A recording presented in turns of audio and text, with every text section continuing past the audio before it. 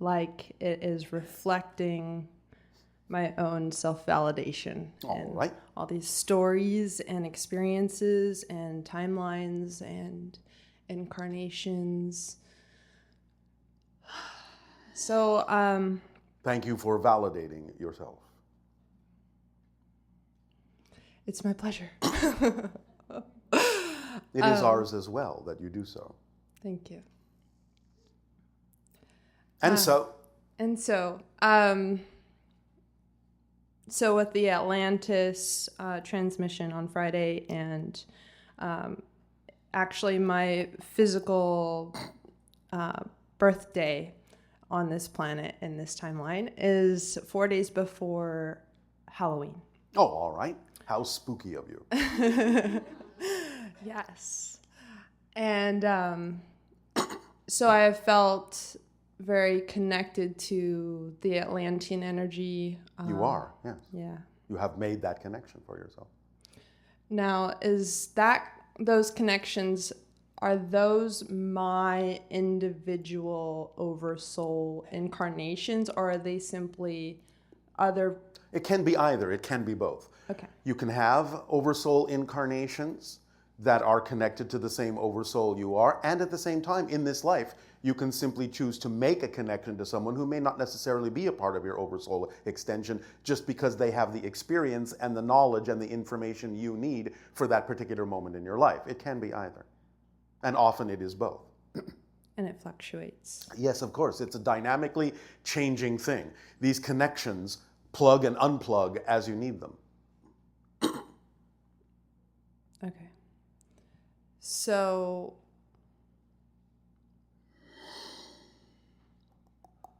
and by the way, the plugging and unplugging of those connections is also part of the automatic organizing principle of synchronicity.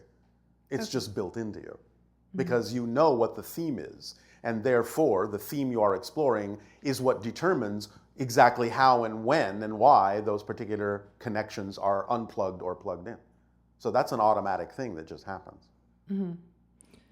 And I personally feel that my theme has been, leading up to this point, transforming the darkness into the light. And so that leads me to the question of, Yes.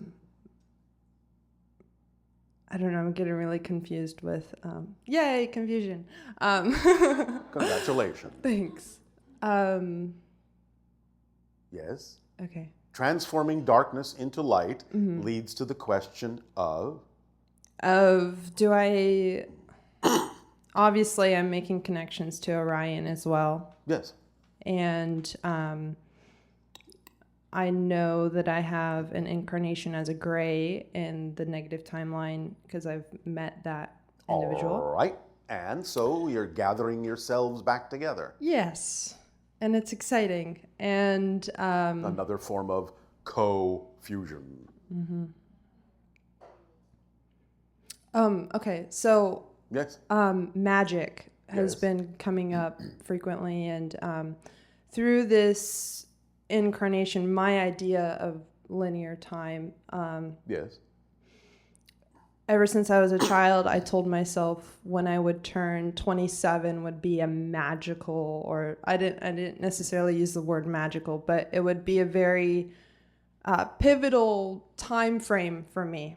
All right, and it has been. And so the idea of magic has been coming up synchronistically a lot. Yes. And I want to know in what ways that can, like, what you could shine light on regarding like magic. And well, magic is simply resonant synchronicity.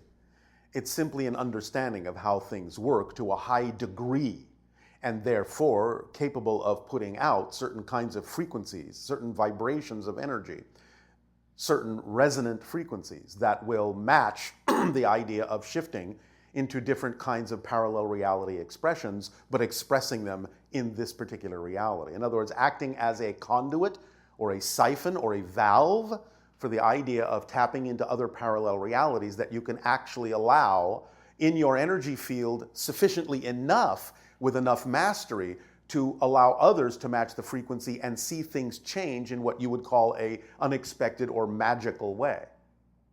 That's how that works. You're actually shape-shifting.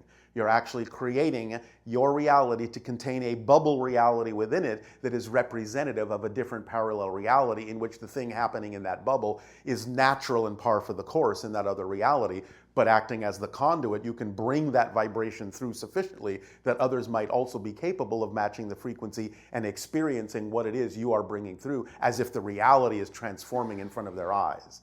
Does that make sense what we're saying scientifically? Mm-hmm. It's about resonant physics. It's about matching vibrations of other realities and creating a bubble here that can allow others to experience those other realities in that bubble. Beautiful. Yes. It is a very, very strong and powerful form of transformational expression. I love that.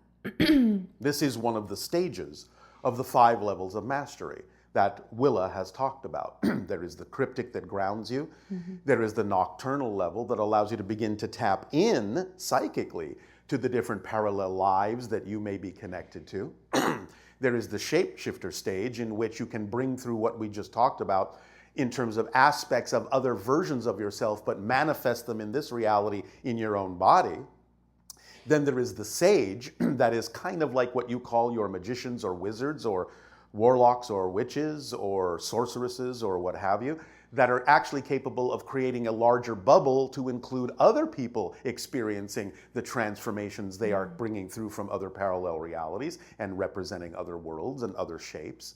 And then there is the wraith, which is the idea of a level of mastery where you're actually allowing things that have to do with the spirit realm to become manifest in physical reality. Those are the 5 levels of mastery. So what you're referring to as magic is more often than not expressed in kind of the shapeshifter and sage levels, as well as the wraith levels. The cryptic and nocturnal levels are just beginning to tap into those things. But first, the cryptic grounds you in earth, in nature, so that you can explore those other parallel realities without experiencing a kind of disconnection from your own reality. That's why the grounding is important first. Mm-hmm. Does that make sense? Yes. Thank you so much. You're welcome. Does that help? It does. Anything else? Yes.